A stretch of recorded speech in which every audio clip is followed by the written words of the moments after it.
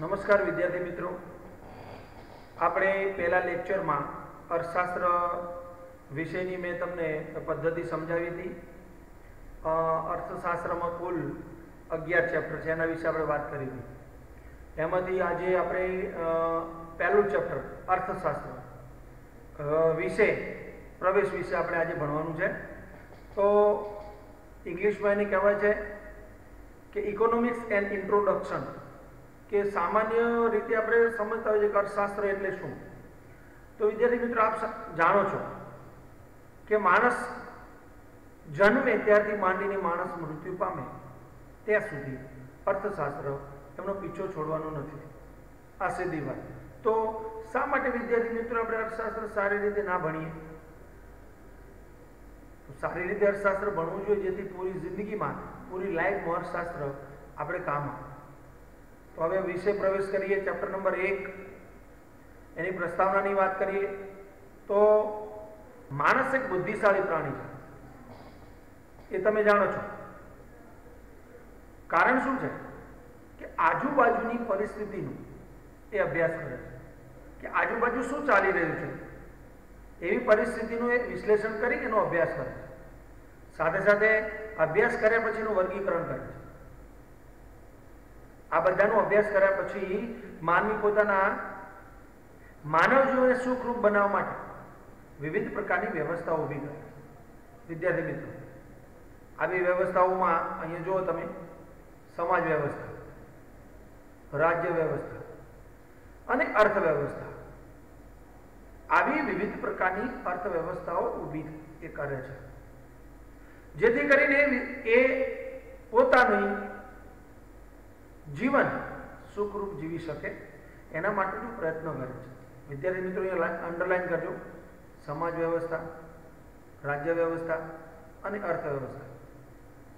તેથી આ વ્યવસ્થાઓને સમજાવવા માટે, તેને પેઢી દર પેઢી ચલાવવા માટે તથા વ્યવસ્થામાં ઊભા થતા પ્રશ્નો અને સમસ્યાઓનો ઉકેલ માટે માણસે વિવિધ પ્રકારના શાસ્ત્રોની રચના કરી, જેમ કે અર્થશાસ્ત્ર, સમાજશાસ્ત્ર, આવા વિવિધ પ્રકારના શાસ્ત્રોની રચના કરી.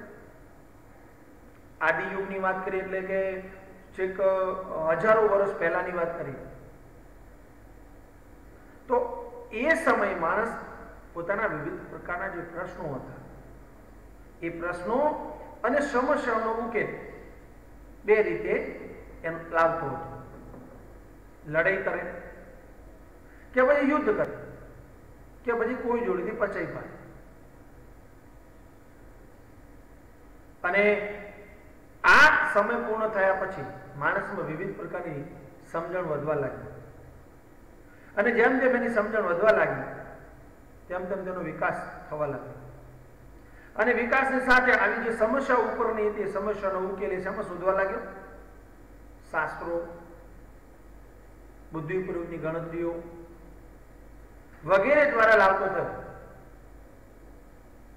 તેથી કહેવાય છે કે અર્થશાસ્ત્રની આવી સમસ્યાઓ, જેને આપણે માનવની આર્થિક સમસ્યાઓ કહીએ છીએ, આવી સમસ્યાઓનો ઉકેલ એ માનવીના આર્થિક વર્તનનો અભ્યાસ કરતા શાસ્ત્રમાં શોધવા લાગ્યો. અને આ માનવીના આર્થિક વર્તનનો અભ્યાસ છે એને અર્થશાસ્ત્રમાં સમાયેલો છે. તો ખરેખર અર્થશાસ્ત્ર એટલે શું?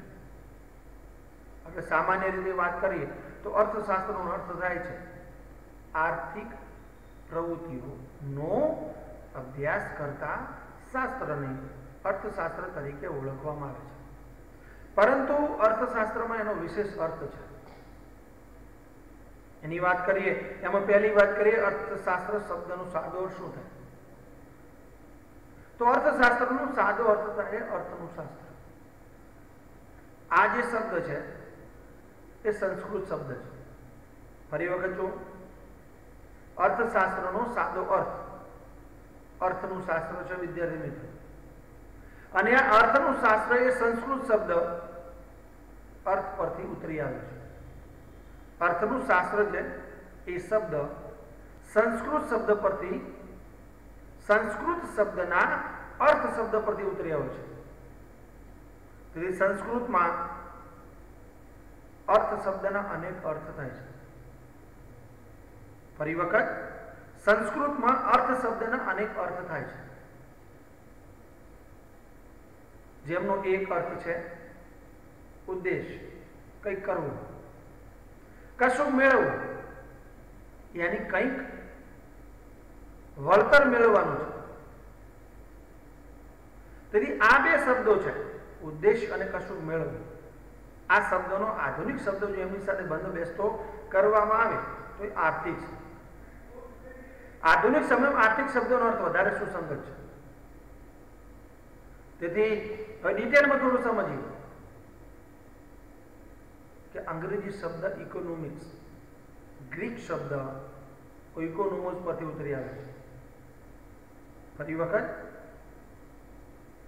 અંગ્રેજી શબ્દ ઇકોનોમિક્સ એ ગ્રીક શબ્દ ઓઇકોનોમોસ પરથી ઉતરી આવેલો છે.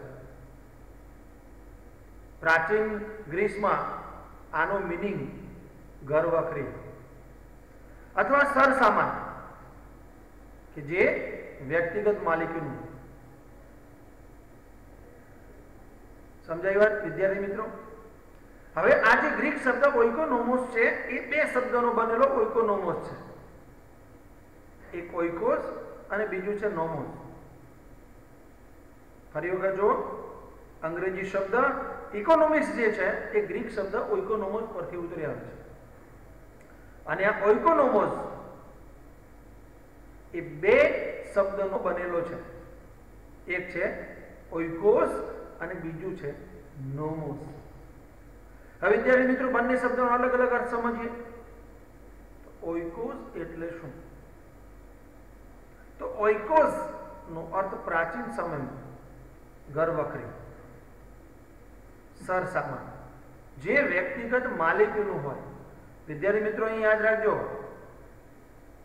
ઓઇકોસ નો અર્થ ઘર વખરી, સરસામાન, જે પોતાની વ્યક્તિગત માલિકીનું હોય. અને નોમોસ નો અર્થ થાય છે જે સરસામાન છે એ ઘરના સરસામાનનું વ્યવસ્થાપન કરવું. નોમોસ નો અર્થ શું થાય છે? ઘરના સરસામાનનું વ્યવસ્થાપન કરવું, એવો થાય છે. વિદ્યાર્થી મિત્રો, ફરી વખત જો અર્થશાસ્ત્રનો અર્થ આપણે જોયો, અંગ્રેજી શબ્દ અને સંસ્કૃત શબ્દ, આ બે શબ્દો સંસ્કૃત અને અંગ્રેજી શબ્દ પરથી ઇકોનોમિક શબ્દ ઉતરી આવેલો છે. એનો મિનિંગ સંસ્કૃતમાં શું થાય, એનો મિનિંગ ગ્રીક ભાષાના અંગ્રેજીમાં અર્થ શું થાય, એના વિશે જોયું. એના પછી જોઈએ અર્થશાસ્ત્રનું ભારતીય ચિંતન, એટલે કે ભારતના જે વિવિધ પ્રકારના અર્થશાસ્ત્રીઓ છે તે અર્થશાસ્ત્રીઓએ ઇકોનોમિક્સ વિશે કયા કયો અર્થ આપ્યો છે. તો જોઈએ અર્થશાસ્ત્રનું ભારતીય ચિંતન. વિદ્યાર્થી મિત્રો ધ્યાન આપજો, ઇંગ્લિશમાં એને economics in Indian thought, economics in Indian thoughts, આવું એનું અંગ્રેજી થાય.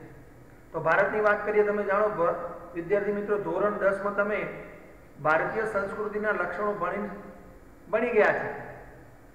એમાં બે હતા, એક સભ્યતા અને પેલી સંસ્કૃતિ. તો ભારતમાં સભ્યતા અને સંસ્કૃતિ, અને ભારત એ સભ્યતા અને સંસ્કૃતિને વરેલો દેશ છે. આ ભારતીય ઇતિહાસ આશરે 5000 વર્ષથી પણ વધુ જૂનો છે. વિદ્યાર્થી મિત્રો, આપણે કહીએ વારંવાર કે ભારતનો ઇતિહાસ તો હજારો વર્ષ પહેલાનો જૂનો છે. એમ અહીંયા પણ એ છે, આશરે 5000 વર્ષથી પણ વધારે ભારતનો ઇતિહાસ જૂનો છે. તેથી ભારતીય તત્વચિંતનમાં માનવ જીવનના વિવિધ પાસાઓનો અભ્યાસ કર્યો છે અને પાસાઓની અંદર માર્ગદર્શન આપ્યું છે. આ તત્વચિંતનમાં ભારતે મુખ્ય 4 પુરુષાર્થો દર્શાવ્યા છે. આ 4 પુરુષાર્થોમાં ધર્મ, અર્થ, કામ અને મોક્ષ. પ્રશ્ન છે વિદ્યાર્થી મિત્રો, 4 પુરુષાર્થ છે. એમાં પહેલો ધર્મ, અર્થ, કામ અને મોક્ષ, જે માણસે કરવાના હોય છે. યાની કેટલા પુરુષાર્થો છે? તો 4: ધર્મ, અર્થ, કામ અને મોક્ષ. આ 4 પુરુષાર્થ માણસે કરવાના હોય છે. અને માનવ જીવનના આ મુખ્ય 4 પુરુષાર્થો છે, જેમાંથી એક પુરુષાર્થ છે જે અર્થ છે.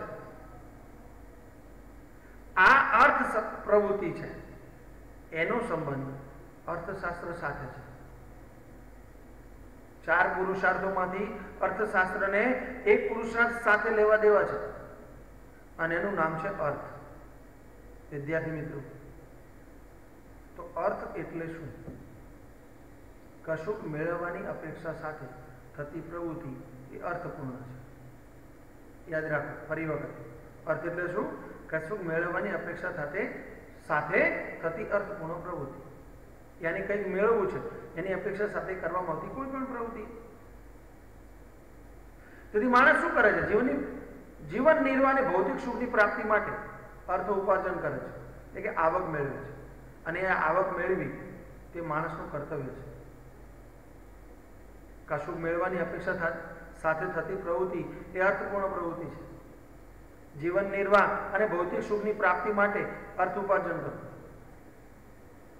અને આ માણસને અર્થ ઉપાર્જન કરવું એ માણસનું કર્તવ્ય છે.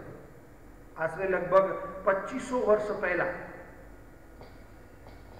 અર્થશાસ્ત્ર નામના પોતાના પુસ્તકમાં કૌટિલ્યે લગભગ 2500 વર્ષ પહેલા અર્થશાસ્ત્ર નામનું પુસ્તક લખ્યું. આ લખનાર કૌટિલ્ય છે, જેનું બીજું નામ છે ચાણક્ય. અને એમણે એટલે કે કૌટિલ્યએ માનવીની આર્થિક પ્રવૃત્તિનું ચિંતન રજૂ કર્યું. યાની ચાણક્યએ માનવીની આર્થિક પ્રવૃત્તિ વિશે રજૂઆત કરી. તો આ સંદર્ભમાં કૌટિલ્યએ રજૂઆત કર્યા પછી એણે અર્થશાસ્ત્રની વ્યાખ્યા, મોસ્ટ ટાઈમની વ્યાખ્યા વિદ્યાર્થી મિત્રો, કૌટિલ્યએ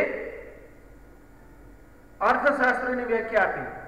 હવે અર્થશાસ્ત્રની વ્યાખ્યા આપતા કૌટિલ્ય કહે છે, અંડરલાઈન કરજો, વ્યાખ્યા પણ લખવાની છે, માનવીની વૃત્તિ અર્થ છે, યાની ઈચ્છા.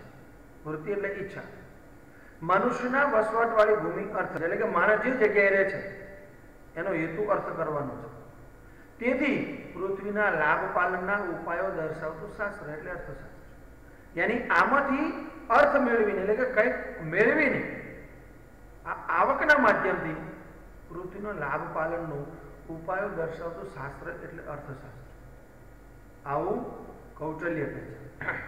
ફરી વખત જો વિદ્યાર્થી મિત્રો, મનુષ્યની વૃત્તિ અર્થ છે, મનુષ્યના વસવાટવાળી ભૂમિ અર્થ છે, તેથી પૃથ્વીના લાભ પાલનના ઉપાયો દર્શાવતું શાસ્ત્ર એટલે અર્થશાસ્ત્ર.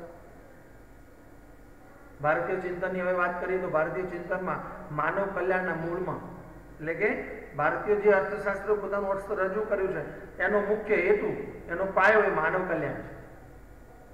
યાની ભારતીય ચિંતનમાં માનવ કલ્યાણનો સમગ્રતયા વિચાર થયો છે. યાની જે પ્રવૃત્તિ થયેલી ભારતીય ચિંતનમાં એનો હેતુ માનવ કલ્યાણનો છે. તેથી આર્થિક પ્રવૃત્તિ પણ માત્ર અર્થ કેન્દ્રિત ન રહેતી નૈતિક આધારો સાથે સમગ્ર માનવ કલ્યાણને ધ્યાનમાં રાખીને થાય છે.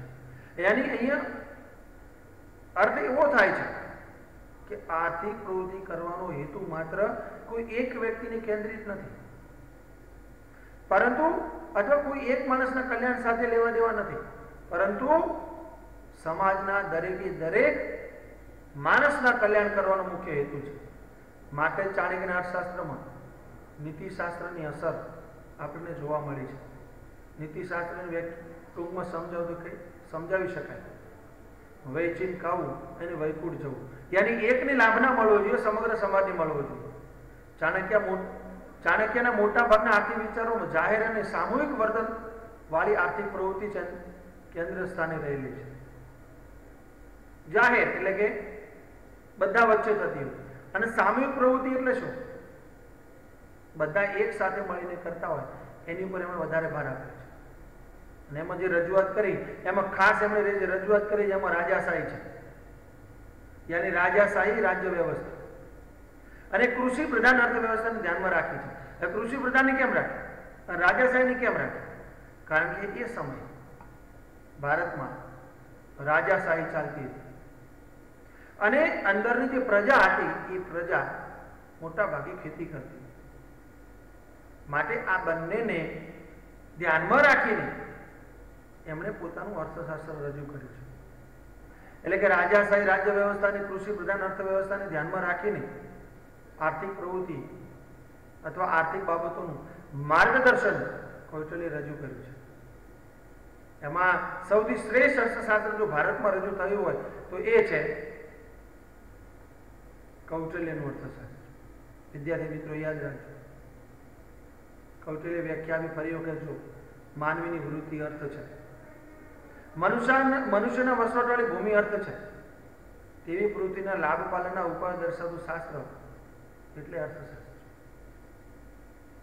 આ કૌટિલ્ય આપી એ વ્યાખ્યા. એના પછી આપણે આગળ વાત કરી ભારતીય ચિંતનની. હવે વાત કરીએ પશ્ચિમમાં અર્થશાસ્ત્રનો ઉદ્ભવ અને વિકાસ. Formal development of economics as a science in the west, યાની પશ્ચિમમાં અર્થશાસ્ત્રનો ઉદ્ભવ અને વિકાસ. વિદ્યાર્થી મિત્રો અહીંયા ધ્યાન થોડું આપજો, થોડું, કારણ કે પહેલા તો આપણને યાદ રહેશે ભારતીય ચિંતકો આ વિદેશના ચિંતકો છે, થોડું યાદ રાખવું જરૂરી છે.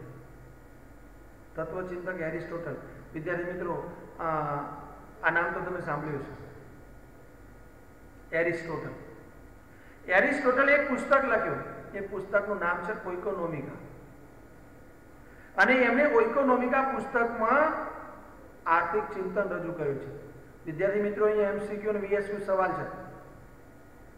એરિસ્ટોટલે કયું પુસ્તક લખ્યું? તો જવાબ આવશે ઓઇકોનોમિકા. અને એમણે આ પુસ્તકમાં આર્થિક ચિંતન રજૂ કર્યું. ઔદ્યોગિક ક્રાંતિ બાદ, એટલે કે ઇંગ્લેન્ડમાં થયેલી ઔદ્યોગિક ક્રાંતિ પછી ઉદ્યોગ ક્ષેત્રે સૂક્ષ્મ શ્રમ વિભાજન થયું. સૂક્ષ્મ એટલે શું? નાનામાં નાના કાર્યને ધ્યાનમાં લેવામાં. અને વિશિષ્ટીકરણ પણ થયું. શ્રમ વિભાજન એટલે શું?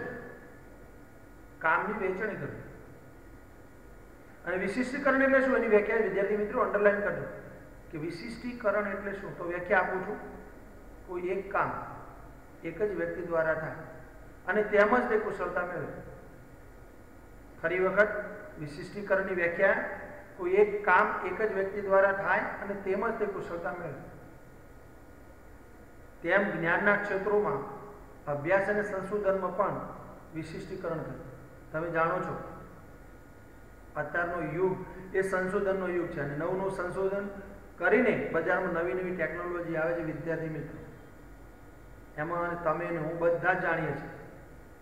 એમાં વાત કરીએ ભૌતિક વિજ્ઞાનની જેમ સામાજિક અથવા સમાજ વિજ્ઞાનનો અને માનવ વર્તનનો અભ્યાસ કરતા શાસ્ત્રોનું પણ વિશિષ્ટીકરણ થયું છે.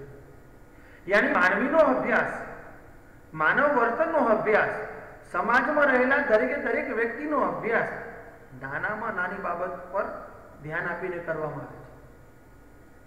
અભ્યાસની પદ્ધતિ માત્ર તર્ક કે કલ્પના આધારિત ન રહેતા, યાની આવું હોય તો આવું એવું નહીં, પ્રયોગો સાથે અને ચકાસણી આધારિત વૈજ્ઞાનિક પદ્ધતિનો અભ્યાસ શરૂ કર્યો. એટલે અત્યાર સુધી માનવીના આર્થિક વર્તનનું રાજ્યશાસ્ત્ર અને નીતિશાસ્ત્ર કે પછી તત્વચિંતનના ભાગરૂપે અભ્યાસ થયો હતો, તેનો સ્વતંત્ર તરીકે અભ્યાસ શરૂ થયો. અને ઔદ્યોગિક ક્રાંતિને કારણે મોટા યંત્રો, મોટા પાયે ઉત્પાદન, આર્થિક સત્તાનું કેન્દ્રીકરણ અને જંગી મૂડીરોકાણને પરિણામે એક નવી જ આર્થિક અને સામાજિક વ્યવસ્થા ઊભી થઈ. આ સંદર્ભમાં સમજાઈએ તો એડમ સ્મિથે આ બાબત ઉપર ભાર મૂકતા કહ્યું છે કે કોઈ પણ દેશની આર્થિક સંપત્તિમાં વધારો થવાના કારણો શું હોઈ શકે, એવો એમને સવાલ કર્યો. અને આ સવાલ ઉપર જ એડમ સ્મિથે ઊંડો અભ્યાસ કર્યો, યાની ઊંડું ચિંતન કર્યા બાદ એમણે એક પુસ્તક લખ્યું. 1776માં એડમ સ્મિથે એક પુસ્તક લખ્યું અને આ પુસ્તકની અંદર તેમણે અર્થશાસ્ત્રનો સ્વતંત્ર રીતે અભ્યાસ કર્યો. અને સ્વતંત્ર રીતે અભ્યાસ કર્યા પછી એમણે પુસ્તક રચ્યું. આ પુસ્તકનું પૂરું નામ છે an inquiry into the nature cause of the wealth of nation. યાની એમનું આ પુસ્તક ટૂંકમાં વેલ્થ ઓફ નેશન તરીકે પ્રખ્યાત થયું. આ પુસ્તકના લીધે જ અર્થશાસ્ત્રનો સ્વતંત્ર અને વૈજ્ઞાનિક ઢબે અભ્યાસ શરૂ કરવાનું બહુમાન એડમ સ્મિથને મળ્યું છે. વિદ્યાર્થી મિત્રો, તમારે કૌટિલ્યની વ્યાખ્યા અને એડમ સ્મિથે ક્યારે અને કયું પુસ્તક લખ્યું એના વિશે આજે આપણે આજનું એ તમારું તૈયાર કરવાનું હોમવર્ક છે વિદ્યાર્થી મિત્રો. આજે બસ આટલું ભણીશું. Thank you very much.